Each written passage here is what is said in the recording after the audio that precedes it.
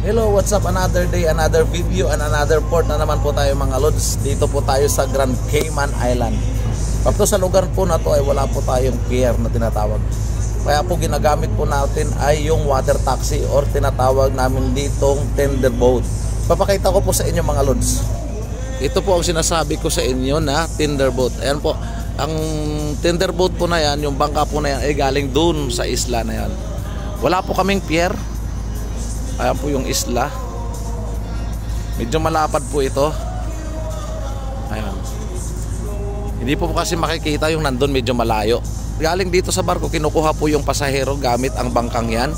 Kinakarga dyan at dinadala dun sa kabila, sa gilid.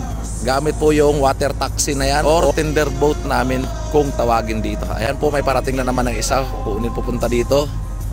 Tapos yan, pag napuno na naman yan, aalis na yan, pupunta doon sa gilid. Tapos pabalik-balik po, tapos dadalhin po doon lahat ng mga pasahero, pupunta doon, papasyal kung ano-ano naman po ang gagawin nila.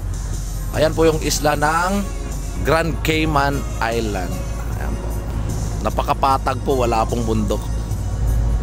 Yan lang po muna ulit ang video sa araw na to. At bukas po abangan po ninyo kung anong pier na naman ang mapupuntahan namin. Maraming salamat po sa patuloy niyong pagsuporta sa akin at sa mga nagsishare at sa mga tala sender natin. Maraming salamat po sa inyo mga loads. Ingat po kayo lagi. God bless you all. Peace.